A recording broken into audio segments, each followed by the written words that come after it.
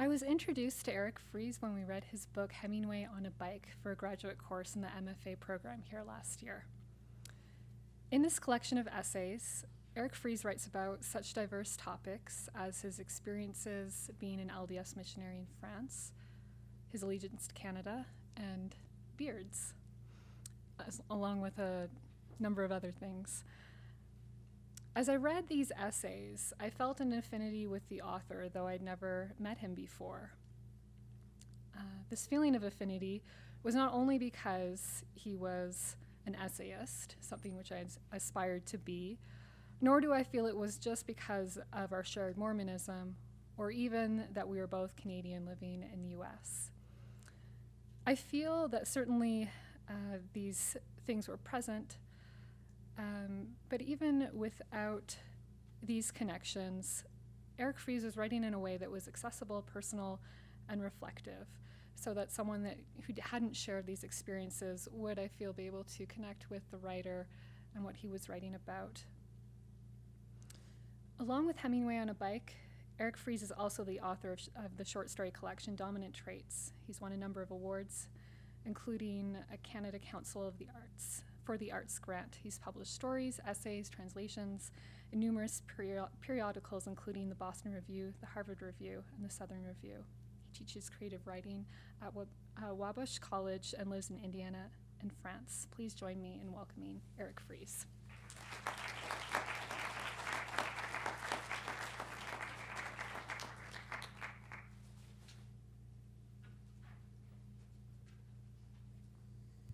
Thanks for that introduction, and thanks so much for having me here. I really love coming to BYU. I was an undergraduate here at BYU and did my master's here at BYU, and it was a place that was really influential to me as a writer. You have really fantastic professors here, and I hope you realize what a gift you have. The essay I'm going to read tonight is one that I've never read to an audience before. And so it'll be interesting to see how it goes. It's the title essay called Hemingway on a Bike. I'm a guy who never really liked Hemingway. I read Hemingway first as an undergraduate here, and the novel, maybe it was the novel that we chose, but it was To Have and Have Not, which is like one of his lesser novels, but it was a novel that really, really bothered me on a number of different levels. You know, they had the issues of misogyny and like representation of the other that I thought were really, really negative. And then when I got to the institution that I currently teach at, I had like tons of students who loved Hemingway. And I started teaching some of his novels. And, you know, with his novels, I always saw this like kind of, you know, on his sleeve masculinity and like these roiling inadequacy and like, you know, this, you know, always wanting to like say that he's a man, and so, but I became kind of fascinated with this, you know, where I learned some other things about his life that didn't jive with that hypermasculine exterior that he always seemed to show to the world, and so this essay was sort of a way of exploring that disconnect, I think. There's this great anecdote of Hemingway going around Paris in a striped jumper, riding on a bike. And he did this apparently because he wanted to write about bike racing, but he never thought he could because it was too, or not enough, not masculine enough, right? So anyways, this is my exploration of that experience, and also a question, you know, why couldn't he? You know, why couldn't he write about biking? And maybe I could. So here it is, Hemingway on a Bike. I imagine Hemingway in Paris emerging from his home on Rue Ferou. He is with Pauline now, newly married, a Catholic convert fascinated by the sport he cannot write. So far in Paris, there have been a couple of books, fame, a certain amount of money and prestige. But he is on the bike because he is unsure about the limits of his talent. He has been to the Vélodrome d'Hiver, watch the racers come down the pitch at a velocity that's both terrifying and thrilling. He wants the bike in his pantheon of masculine sports: boxing, big game hunting, bullfighting. All are so clearly male, so dangerous, that the stories practically wrote themselves. But the bikes. Racers wear tight shirts with torso-thick horizontal stripes and thin shorts that reveal the striations on his legs. And then there is something about the constriction of the genitals, the vibration of the seat over the wooden boards that makes him question. But what the heck? Here he is in France, a mere 50 meters from the Luxembourg Gardens, his expat haven, home to the Cézannes where he learned his pare-down prose.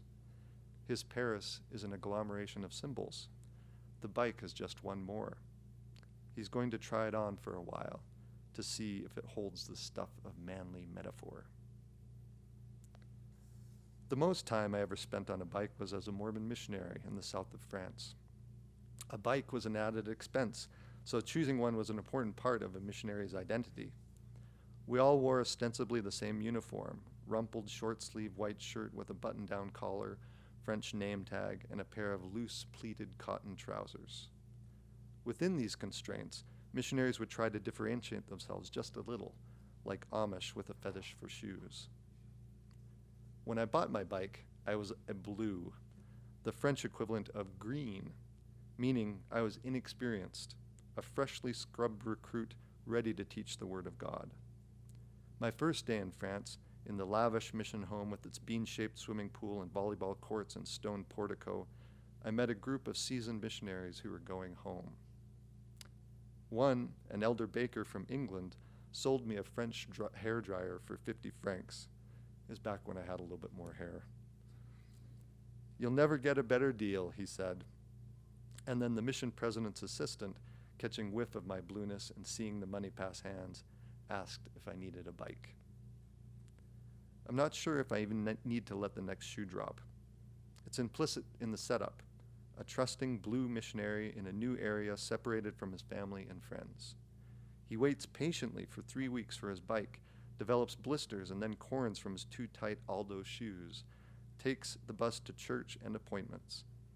He believes his companion when he tells him that there's no work to do, that he needs a new suit, and would he help him shop for one, please? He learns to believe in card games, in Monopoly, in going bowling at the arcades because there's no one to instruct. He takes day trips to Monaco, poses in front of the Baudelaire statues, a corpulent Adam and Eve. He believes in Matisse and Chagall and Picasso and pain au chocolat. He believes all these things. It's only when his bike finally arrives that he starts to feel a dupe. The bike was purple and orange and fluorescent green. The president's assistant told me that the bike had a new fork, that the brakes were new, that the ride was cherry. He had, in reality, cannibalized about 3 different bikes to create this new one. Being an assistant to the president gave him access to all the missionaries who were leaving to go home, missionaries who had often had possessions like bikes in various states of disrepair. He had taken 3 of these bikes and disassembled and reassembled them until he had come up with this aesthetically garish monstrosity. Its only virtue was that everything worked. It was missionary pragmatism to a fault. This bike would scale the hills of Antibes and Cannes, cover miles in pelting winter rain, and endure transfers on trains from Carcassonne to Montpellier to Marseille to Fréjus. But standing there, after 3 weeks of sore feet and anticipation, I couldn't help feeling cheated. "How much did you pay for that again?" my companion asked. It was only later on in my mission in Fréjus that I felt I truly laid claim to the bike. I'd been given the responsibility of leading a district of 6 missionaries. 2 of the missionaries were women who lived a couple blocks from us, a few hundred meters from the beach. One was a self-proclaimed jock who could talk teams and brackets and players' stats like SportsCenter. The other was Mandy Malden, an art student who hated Del Parsons' depiction of Jesus, a very common portrait in Mormon churches. The picture, she said, made Jesus look angry, tough, not at all the forgiving, selfless Jesus of her faith. Del Parsons' Jesus had the hair of an Abercrombie model, the strong chin and cheekbones of a Eurasian. He was a bodybuilding Jesus, a linebacker Jesus. Even worse was his mistaken ethnicity. He's too white, she said. Jesus was most likely dark, probably Arab. I liked Mandy for other reasons, too. She told us she had her period only every 4 months, some lucky hereditary disorder. She liked to sculpt statues of pregnant women. And in her missionary possessions, the bags she would carry from place to place like a vagabond, she packed 2 sets of paints. I found out about the paints one weekend when her metallic gray bike appeared at church covered in painted flowers. The next district meeting, I asked her to bring the paints so that we could similarly decorate our bikes. I painted tiger stripes on my orange fork, a Canadian flag, and a nest of flowers on the purple frame. I have one photo with the bike not long after its transformation. It was on the way up to church in San Rafael. I was in a dark suit, a 20-year-old district leader trying his best to follow mission rules. The bike was my one allowable flourish, a collage of my identity. Here, finally, was a machine I could ride. Frejus is a small port city known by its double-headed Hermes, a Gallo-Roman bust found in the Roman ruins around in the town. At the other end of the bay is San Rafael, a more recent city center dominated by its 19th century cathedral and casino. Between the two city centers is an expanse of sea and sand and boxy 70s styles apartments, gobs of tourists, and businesses that cater to them. During the winter, most of these businesses are empty, their shutters drawn and graffitied. I was there at the tail end of summer, arriving in the area just as it morphed from party town to ghost town. At nights from our apartment, we could hear revelers on the boardwalk until 4 in the morning.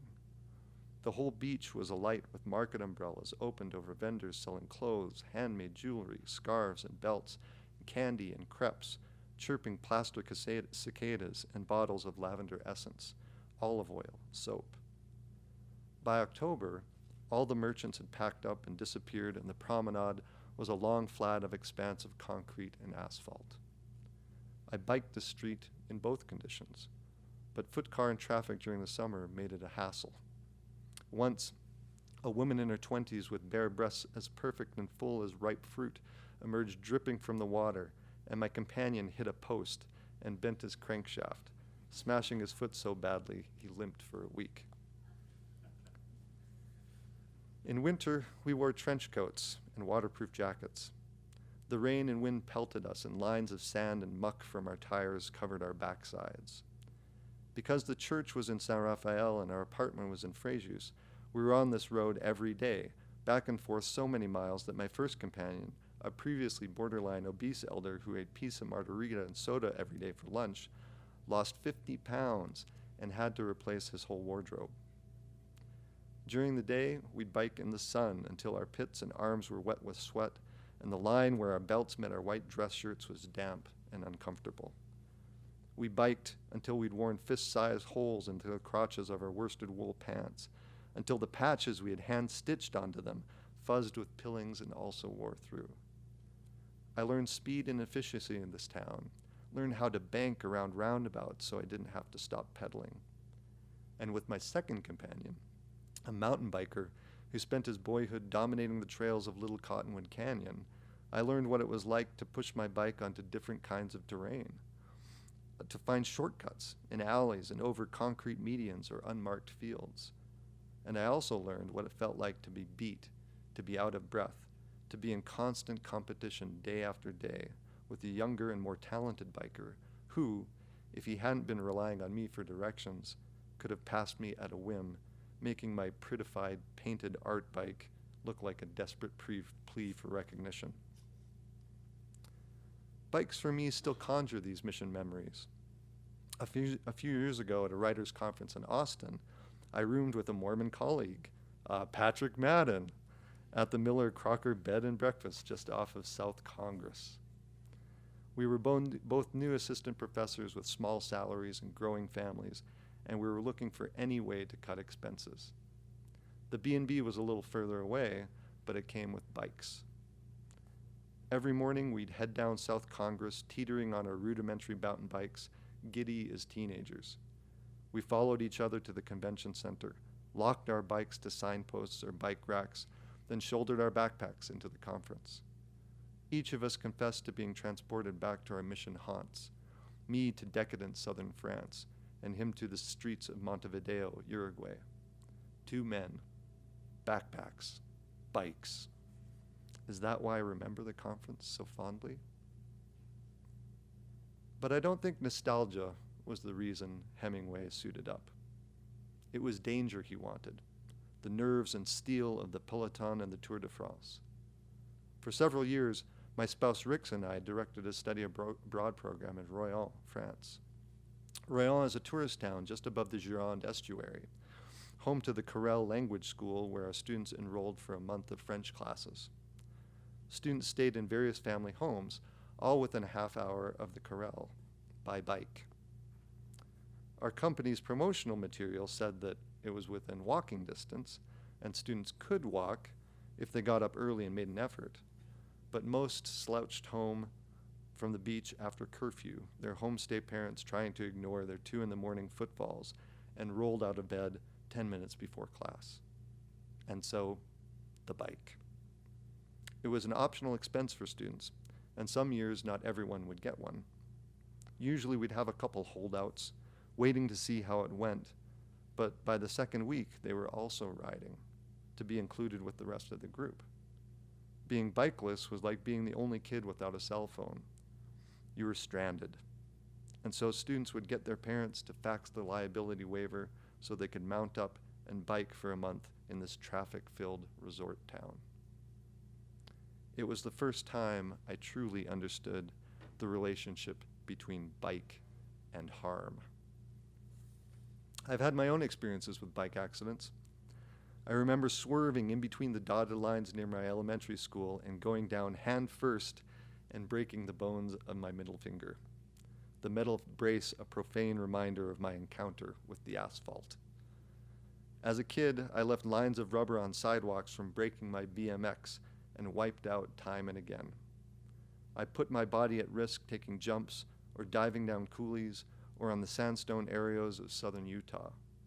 But this was different. At the beginning of summer, we'd sign up the 30 students, most of them kids from urban centers like Manhattan or DC, who ridden bikes maybe once for gym. I actually had a student say once, like, yeah, I don't ride a bike, I'm not a jock, right? They wore flip-flops and bikinis and rode in groups of 5 parallel to each other, sometimes delaying 2 lanes of traffic. At the beginning of the summer, we performed a routine safety ritual like flight attendants. This is how you get on and off your bike. This is how you turn left and right. Always remain single file. Wear the proper footwear. We told them what roads were safe and which ones to avoid. Then we gave them maps and their addresses and showed them how to get home. They'd mount up, wobble as they found their balance, then bike off down the boardwalk. I felt like a parent who had just removed his kids' training wheels. I'd be there to scrape them off the sidewalk when their flip-flops caught on their chain, or their chain slipped, or a car nudged them or knocked them over.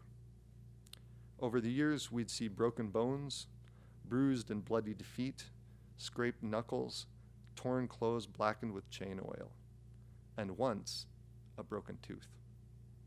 It was a girl, 14, an only child whose parents were coming to meet her at the end of the month-long trip. She'd been one of those reluctant bikers who got a bike only after prodding from her friends. Her parents insisted that she wear a helmet, which she did, even though she kept telling people she hoped someone would steal it. She was on her bike when she went off a curb and lost control and fell over and landed chin first on the pavement. The gash on her chin was bad, but one of her newly bleached central incisors was cracked through, a chip the size of a pencil eraser. Her parents rushed over from the States, and we found an orthodontist who claimed he could fix it, but I saw the final product, and there was this thin line like a hairline fracture diagonal across the tooth, a permanent disfigurement. I could see her parents cringe every time she smiled, even though they said it looked good as new. Once, I walked the streets of Paris alone on a research trip. I followed Hemingway's migration from the seedy Place de la Contrescarpe to the luxury townhouse near the Luxembourg Gardens. Hemingway, I thought, on a bike. Standing on the Rue Ferou, I wondered, which way would Hemingway go?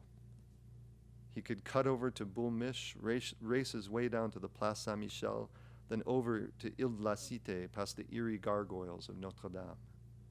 Or bike up to Montparnasse, past the posers at the Rotonde and the Select. But everywhere were people who knew him. Even the shops and salons of Saint-Germain-des-Prés weren't safe. Or the opera, the Folies Bergères of the right bank. Better to have braved the traffic of the Champs-Élysées and the Tuileries, where there were left likely to be fewer expats.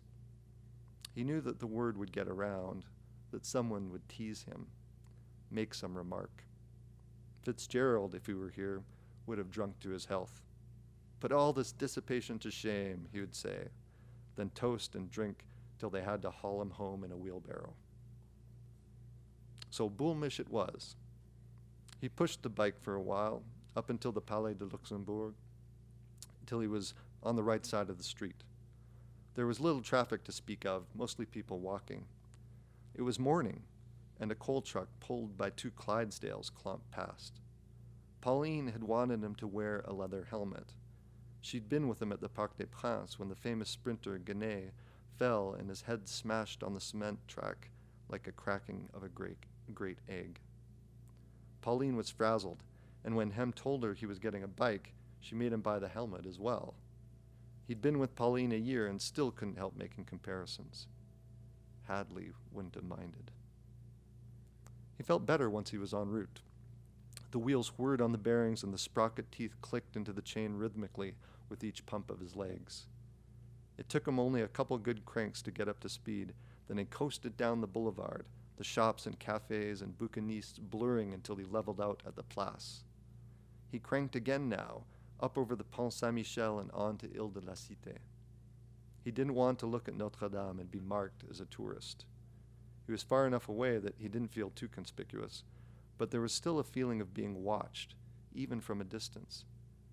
The stones of the saints, the severed head of John the Baptist looking down in judgment. He biked hard past the tucked-away Sainte-Chapelle, the revolutionary prison, and the Palais de Justice. He was over the bridge, on the right bank again, and he turned left onto the Rue de Rivoli. This would be his thoroughfare now, where he could stretch his legs and work up a sweat. He had a clear sightline past to the Louvre, to the Crillon, at the Place de la Concorde.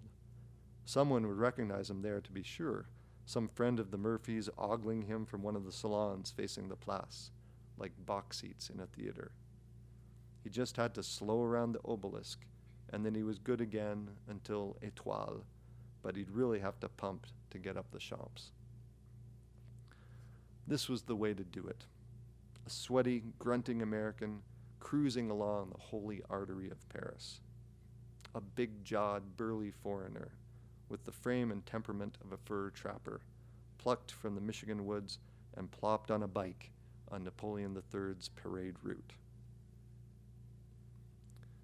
I've placed Hemingway here, no doubt, because of my own experiences watching bikers.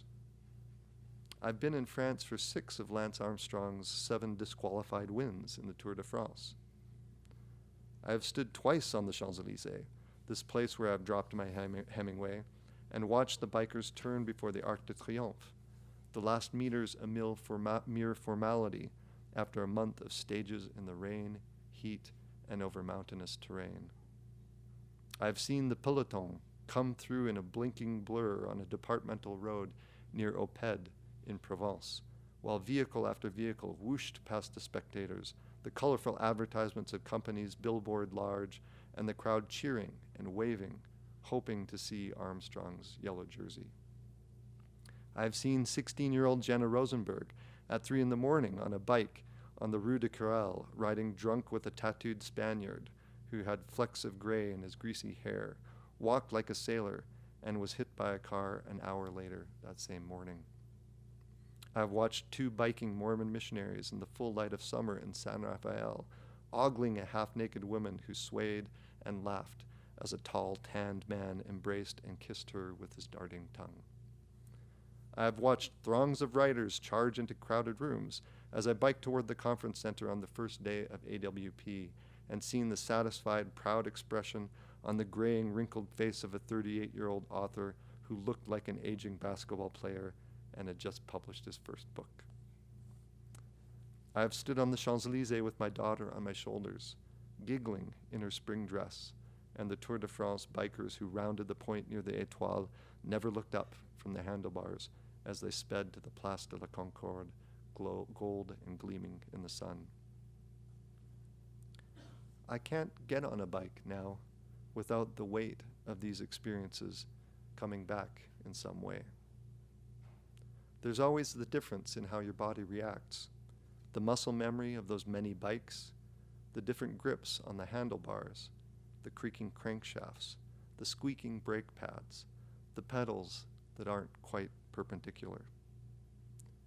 The forgetting happens only when memory is quashed by routine, when the bike is just a quotidian vehicle for getting from one place to the next.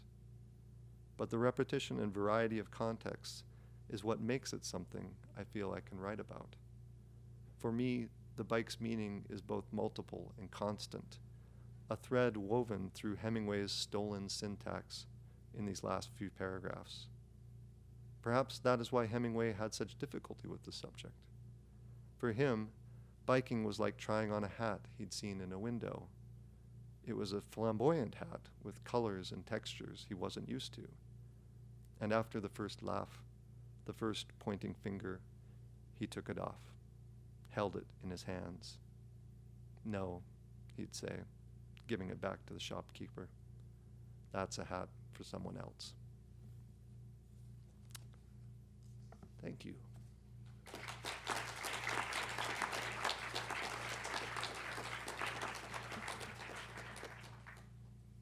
So I have about 20 minutes for questions. People want to ask questions. We had a really great Q&A session before this where people asked some extremely good questions, like they'd done their homework. I hope you all get extra credit for asking those good questions and coming to this reading. Did any of you ride bikes on missions? Did anybody here serve missions? You rode bikes as well? So I go regularly to France, and I just found out that they've abolished bikes in the mission. And I was very, very disappointed. But I guess it's because of liability or something, or too many missionaries getting in bike accidents. But yeah, good experiences. Any questions? Yeah.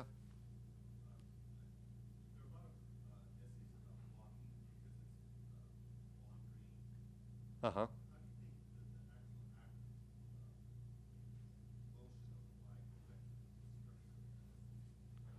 So the question was about walking. Like, there's lots of essays about walking, and is there anything different formally about an essay about biking? I don't really know. I mean, in this essay, I think we have a specific route that somewhat dictates where the essay is going. With walking, maybe you could be a little bit more, I don't know. I mean, I often think of like walking. Well, I don't know if there is much of a difference, to tell you the truth.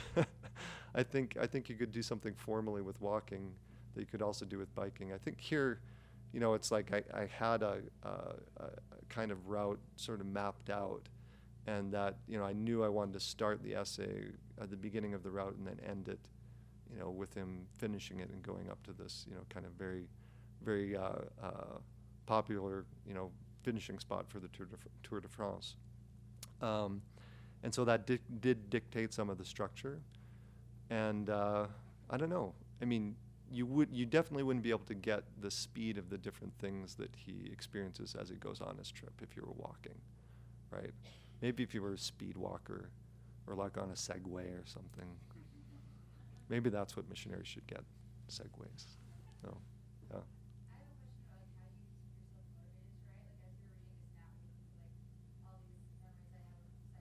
Uh huh. got me really excited. Like, I want to write this down, but I know that I'm gonna like go get lunch and the feeling's gonna be gone. Right. I'm not so inspired anymore.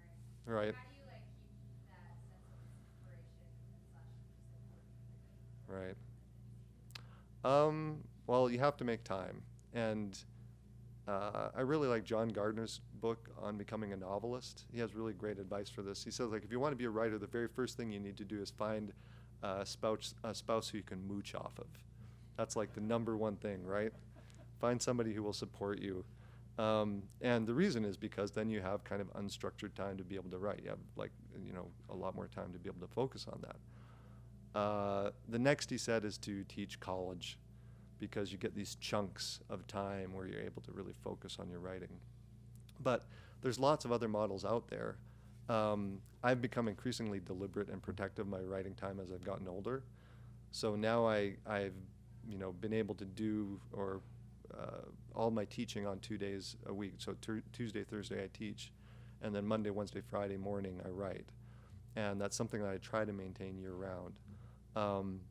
And then during the summer, during the summer months, I write usually from like 9 a.m. to like 1 in the afternoon, something like that. And that's kind of like my writing schedule. But I mean, I have friends. I have a friend who like worked for a museum, and every morning he would get up at 6 a.m. and write for 2 hours, and then go to work at 9. And he did that for 3 years. In the end of 3 years, he had a short story collection and a novel that got taken by a major publisher, and now he teaches in an MFA program. So I think there are other models for doing it, but you just have to be very motivated and deliberate about your time. I think there are people who write sort of like, oh, I have an idea immediately and I write it down on a piece of paper or something, and then I'll come to it later. That hasn't always entirely worked for me. I have things that I maybe will think about during the day, but it's like I have to be sitting down and have my regular writing schedule in order for that kind of inspiration, writing time to come. So just be deliberate, force yourself. Yeah. So throughout the book, you reference several like literary theorists, Uh huh. specifically Kristeva. And so I was just wondering, like, are they inspirations for you, and what goes into your decision to include them not Mm-hmm. only in your writing process but in the product? Right. So the question is about incorporating theorists into the work, and I find that those things can speak to my own experiences thematically a lot of the time. Kristeva was especially important because of how she talked about expatriate experience, right? I mean, her basic thesis in Strangers to Ourselves is that we are all foreigners, right? And that this is a state of being, that we don't belong anywhere, and that everybody feels like they don't belong somewhere, right? But she uses like the experience of expatriates and foreigners to investigate that. Like, how does it feel to be belonging in a community but never feeling entirely a part of it, and sort of always being on the margins of experience? And that's something that speaks to my work a ton, right? Being LDS, I think, speaks to that. Being Canadian, living in the U.S. speaks to that. Being a Canadian living in the U.S. who's obsessed with France speaks to that, right? And so, this I think theory influences the work in a way that maybe just association doesn't quite. It's a way to kind of explore an idea or concept, and it's something that I find exclusively in essays. I have real difficulty. It feels like I don't know, really pretentious if you do it in a short story. It's sort of like, oh, look, one of the characters is reading Derrida, right? He's so intelligent. And it always feels really clunky and forced. But in an essay, yeah, you're trying out some ideas, and you've got theorists who have all these great ideas that you can explore with your own experiences. There was another question. Yeah. So I find it fascinating that you took the Right. is what you took and wrote about. And so, I don't know, to me that was kind of a comment on the dialogical nature of writing, Mm-hmm. how writing becomes a conversation that goes throughout time. But I was just wondering what is your perspective on that, or what was your inspiration behind taking something that someone else couldn't write about and wrote about it?